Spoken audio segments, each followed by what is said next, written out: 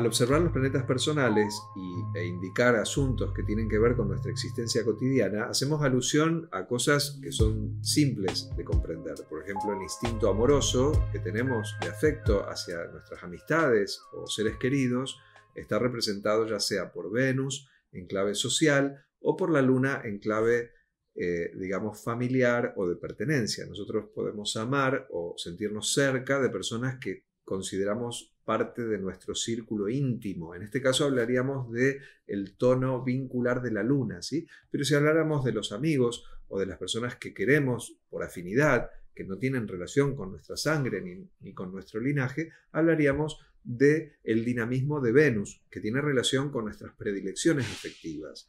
En cambio, si habláramos de Marte, por ejemplo, diríamos cuáles son nuestros deseos egoístas, personales, que tienen que ver con satisfacernos nosotros y no necesariamente al otro, ¿sí? O sea que hay un tono más bien egoísta en cierto punto en la energía de Marte. Pero ahora tenemos que hablar acerca de funciones o dinamismos psíquicos que son más complejos, que no tienen relación tanto con lo que consideramos personal, sino más bien con algo que es compartido, que es culturalmente compartido. En este caso llegamos a los moldes o arquetipos representados por Saturno y Júpiter.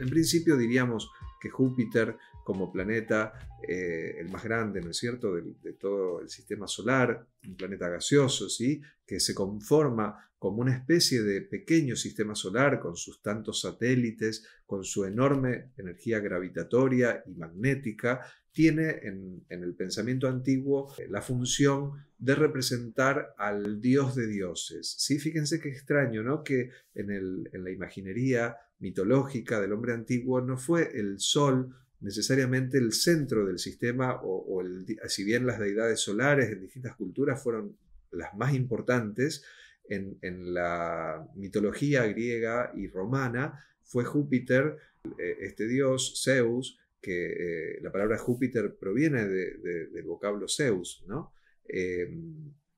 Que de alguna manera tiene la función aparentemente de ordenar, de llevar adelante una especie de mancomunión de fuerzas o dinamismos distintos que se ordenan en función de un dios rector que tiene de algún modo una especie de orden moral que impartir, o de alguna manera tiene un poderío que incide sobre el resto de los dinamismos, ¿sí? Entonces, en clave astrológica y por una cuestión de analogía, podemos pensar a la función de Júpiter como una función ordenadora, una función trascendente que implica una suerte de mancomunión de dinamismos que, si bien son distintos, se pueden ordenar en función de un orden legal o religioso o filosófico.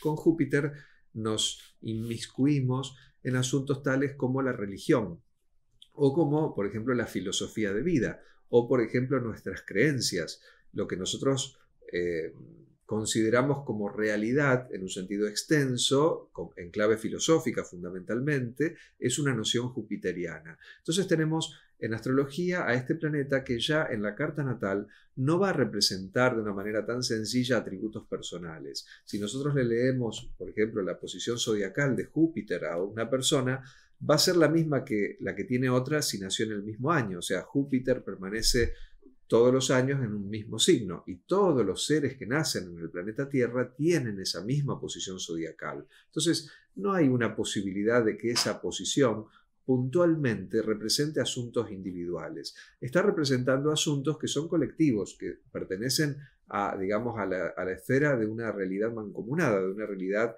en este caso, social o filosófica o religiosa o ética, ¿sí? Entonces, nos referimos con Júpiter en la carta natal a una energía benefactora que tiene el carácter trascendente de aglutinar procesos que serían de otra manera imposibles de juntar, ¿sí? Por ejemplo, ¿cómo juntamos el intelecto de Mercurio con la afectividad de Venus, más el impulso guerrero de lucha egoísta de Marte, más el impulso heroico del Sol?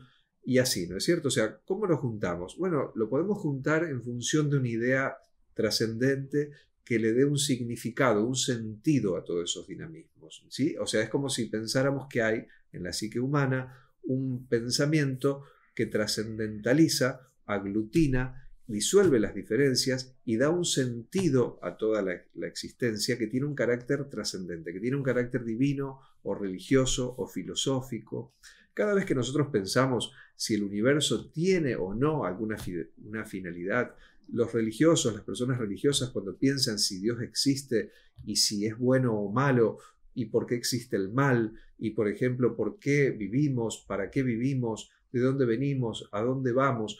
En todos los casos, cada vez que tenemos ese tipo de nociones que aparecen en nosotros, estamos tomando contacto con la energía de Júpiter para un astrólogo, ¿sí? Entonces, dependiendo de la posición por signo, que no es personal, como dije antes, la posición por casa, que sí es personal en cada carta natal, y los aspectos que tenga este planeta, nosotros podemos deducir las funciones cognitivas superiores de una persona, que tienen relación con su capacidad de comprensión, con su tendencia o no filosófica o religiosa, con su inclinación a encontrar sentido en la vida, a encontrar algo que esté más allá de los procesos inmediatos. O sea que Júpiter tiene relación con una especie de experiencia trascendente en la psique que tiene un carácter moral, ético o religioso y que representa justamente los valores que fueron inoculados por experiencia, ¿no es cierto?, en esa persona, a través de sus padres y que tienen un fuerte componente cultural, ¿sí? O sea que Júpiter representa los estándares culturales o éticos que una sociedad dada tiene en un momento, que va a inocular en cada nuevo congénere, en cada nuevo partícipe, en la forma de educación, en la forma de religión, en la forma de cultura, ¿sí? Entonces hablamos de algo ya no tan personal. No sé si notan la diferencia con Mercurio, con Venus, con Marte. Y ahora llegamos a Saturno.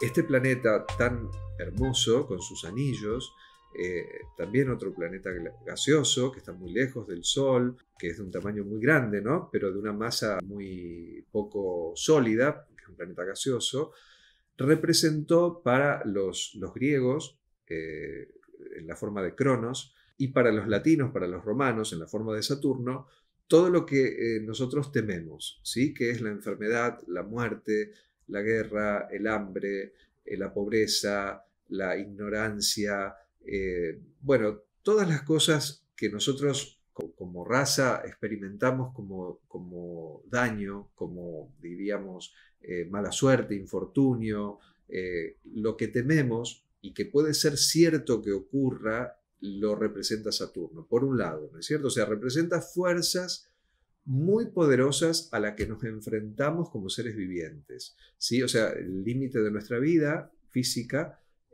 la posibilidad, digamos, de enfermarnos, por ejemplo, de padecer pobreza, de padecer limitaciones.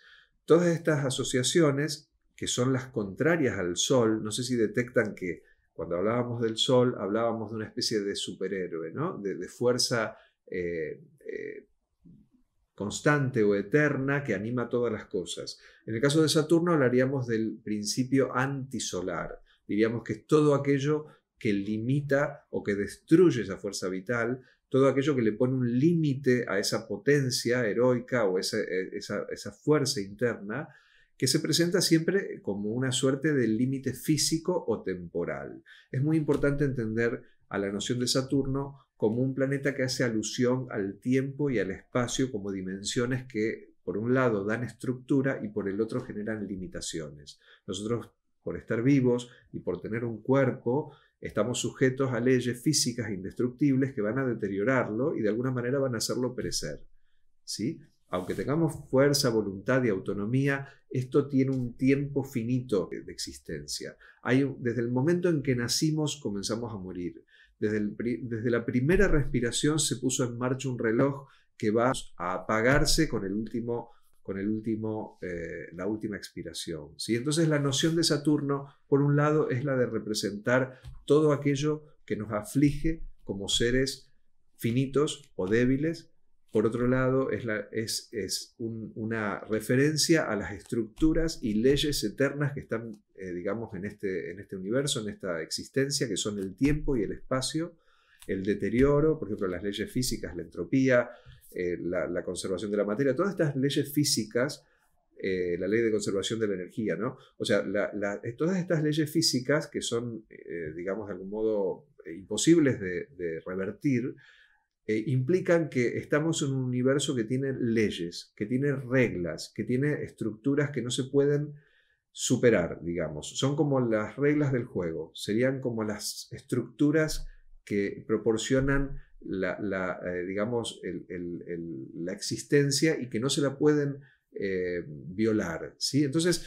en el caso de Saturno nos encontramos en la psique con la noción primero del status quo, ¿no? Saturno en la carta representa aquella cosa que no podemos modificar, que nos viene de afuera como estructura y con la que chocamos como una especie de límite, ¿sí? No importa tanto la posición por signo de Saturno, al igual que Júpiter, porque Saturno está hasta 2 años en cada signo y a veces un poco más. Entonces, durante 2 años en todo el planeta Tierra, todas las personas que nacen en cualquier país y en cualquier horario, en cualquier lugar, tienen Saturno en el mismo lugar, en el mismo signo, por lo cual eso no representa realmente algo personal. No obstante, la posición por casa de Saturno en nuestra carta natal va a indicar la relación que nosotros tenemos con estos límites. El área de la carta natal donde está Saturno representa, por un lado, un área vital afligida por alguna limitación, pero por el otro, un área desde la cual nosotros podemos crecer y desarrollar estructuras, desarrollar una especie de andamiaje desde el cual funcionar. Es en ese segmento donde se encuentra Saturno en la carta donde experimentamos alguna forma de merma, carencia o limitación, pero que nos obliga a crecer, a madurar y a responsabilizarnos para de esa manera adquirir forma, adquirir una suerte de estructura sólida para poder enfrentar la realidad.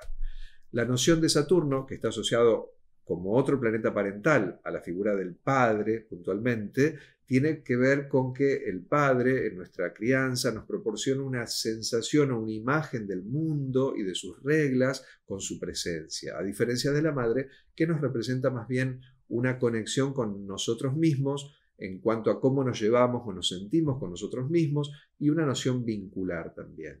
Como ven, Saturno en el zodíaco no solo es el antisol, sino que también es el planeta que es el antiluna, porque Saturno se domicilia en Capricornio, en el zodíaco, y se domicilia también en el signo de Acuario. Se domicilia significa que rige esos signos, que el planeta es muy afín tanto a Capricornio como a Acuario. Y estos dos signos, Capricornio y Acuario, están opuestos en el zodíaco a Leo y Cáncer, que son los signos regidos por el Sol y por la Luna. Dada esta oposición geométrica de astros, Sol opuesto a Saturno y Luna opuesta a Saturno, se considera Saturno como un planeta antisol y antiluna. ¿Qué es que sea anti algo? Es que representa justamente digamos, el otro platillo de la balanza de lo que es el Sol y el otro platillo de la balanza de lo que es la Luna. ¿Sí? Entonces, si el Sol representaba fuerza y poder, Saturno en Acuario va a representar la no autoridad o la ausencia de fuerza, la ausencia de poder. O sea, hay una especie de ruptura con la unidad. Y en el caso de Capricornio, si Saturno es el antiluna, justamente representa todo aquello que nos puede lastimar o dañar, puede indicar alguna ausencia de recursos para la sobrevivencia.